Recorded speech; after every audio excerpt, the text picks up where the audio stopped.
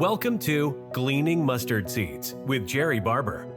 Mr. Barber is a preacher, a ventriloquist, a barefoot runner, and writes 2 blogs. When Jerrie communicates, he encourages people, try not to learn very much. Find a mustard seed. In the next few minutes, try not to learn very much. Look for something you can do to move a mountain, remove a stumbling block, or provide a stepping stone for yourself or someone else. And now, here's Jerrie with this week's mustard seed. Today we talk about the second basic concept of family systems, homeostasis, or balance. And the question is, how can we improve and stay the same? That is, not change. Have you ever heard anybody say something like, this is absolutely the worst thing that's ever happened in my life? We got to do something to fix it. I'm tired of all this turmoil. It's time for things to get back to normal. In fact, in my 63 years of preaching, I never remember somebody coming into my office, closing the door and sitting down and say, Jerry, this is the 13th worst thing that's ever happened in my life. It's always the worst thing. People will get anxious when things get worse in their life, and we can understand that. There are things that happen that are very upsetting. What is interesting is that people will also get anxious when things get significantly better because it's outside their comfort zone. Let me illustrate this. Years ago, I knew a man who'd been a hardworking, good, honest businessman all his life. But because of some economic conditions, it looked like he was going to lose everything he had ever worked for. It looked like he might go bankrupt. He became cranky and depressed, and we can understand that. He had worked hard, he had done well, and it looked like he might lose everything. Well, he didn't. He worked through that crisis, business got better, and a few years later, when he filled out his financial report for the local bank where he borrowed his money, he added up all of his assets, he subtracted all of his liabilities, and the net worth was over $1 million. Think of that. That man is now a millionaire. How do you think he felt?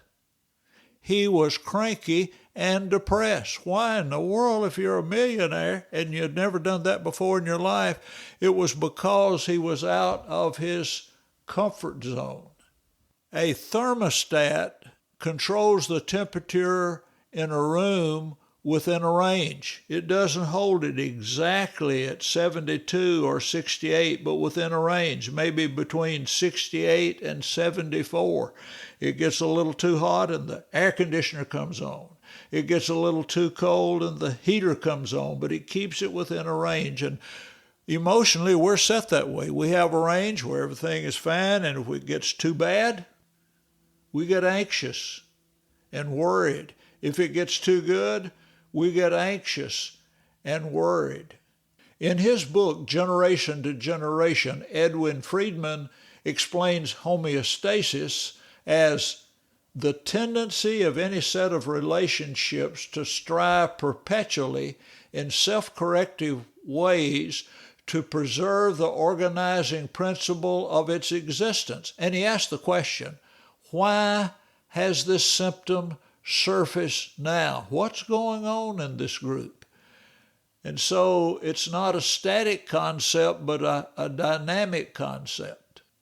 In a church, family, business, or softball team, the focus on the identified patient, the black sheep, resistance from those who are peacekeepers instead of peacemakers explain why the group will tolerate and adapt to the troublemaking complainers and incompetent leaders and members.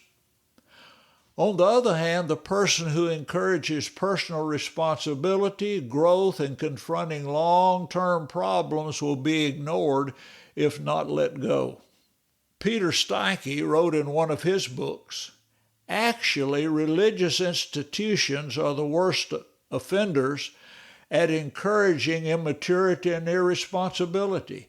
In church after church, some member is passively, aggressively holding the whole system hostage, and no one wants to fire him or force her to leave because it wouldn't be the Christian thing to do.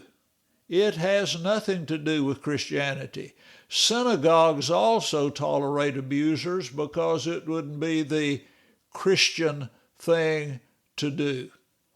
In 1 Corinthians chapter 5, Paul was not only concerned about the man committing fornication, a man who was living with his father's wife, but he was also concerned with a church who liked it that way. 1 Corinthians 5, beginning with verse 1. It is actually reported that there is sexual immorality among you, and such sexual immorality as is not even named among the Gentiles, that a man has his father's wife. And you are puffed up, and have not rather mourned that he who has done this deed might be taken away from among you. Your glorying is not good. Do you not know that a little leaven leavens the whole lump? Often when I'm talking with groups, families, churches, businesses, or softball teams, an individual will describe and deplore the identified patient, the black sheep, the person causing the problem, and ask the question, why do you like it that way? If a condition is chronic, if it's been going on for a long time, the group likes it the way it is more than what it would take to change it. Let me be a little more specific. If the condition is chronic and I'm still very upset about it, I like it that way more than what it would take to change it. If a situation cannot be changed, then it's no longer a problem, it is a situation. People never get the problems they can handle because if we could handle it, it wouldn't be a problem. Paul said in Philippians chapter 4, I have learned in whatever state I am to be content. And so if a situation can't be changed, it's no longer a problem. It is a situation. Nothing I can do about it. And so I need to work on learning to be content rather than fighting something that cannot be moved. What happens when we understand this principle, that I like it the way it is better than what it would take to change it, and it's something that can be changed, or I can change, then I see there's hope.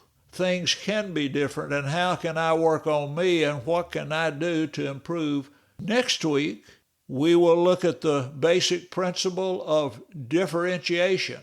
And the question is, how can we be connected but not stuck? Thank you for listening to Gleaning Mustard Seeds with Jerrie Barber. If you found a mustard seed, send a text or email with the link to a friend.